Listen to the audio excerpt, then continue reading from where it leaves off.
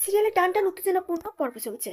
মুক্তি যেখানে প্ল্যান করে ঋতুজাকে বাড়ি থেকে বের করে দেবে, ভাগ্যের পরিহাসে এখন ডিসিশন না হয় মুক্তিকে বাড়ি থেকে বের করে দিতে হবে।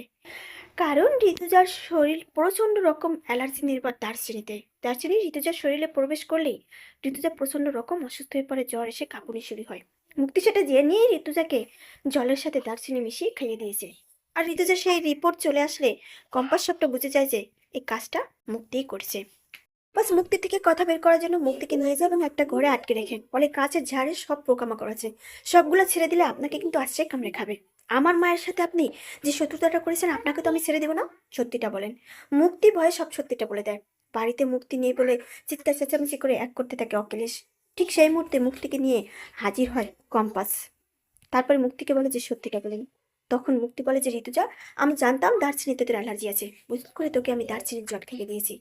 কম্পাস বলে, ট্রিটমেন্টটা কম পড়ে গেল, সত্যিটা বলবেন? বলে, না, ইচ্ছা করে খাইয়েছি, তুই আমাকে ক্ষমা করে দে প্লিজ। এটা শুনে রুদ্র চিৎকার দিয়ে ওঠে, বাবা, এটা আমি কোনোভাবেই মেনে নিতে পারি না। কিঞ্জল বলে, এটা কি করে হতে পারে?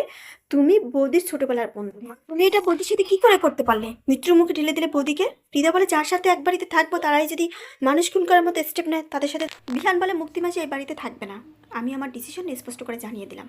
অখিলেশ চৌধুরী, আপনি ওনাকে বিয়ে করে আলাদা বাড়িতে থাকতে হবে, আমাদের বাড়িতে নয়। কিঞ্জল বলে, একদম ঠিক বলেছিস বিহান, বাবা সব সম্পত্তি উইল করে দাদার আর আমার নামে পৃথার বৌদির নামে দিয়ে গেছে, এখানে মুক্তি একমাত্র বাইরের লোক।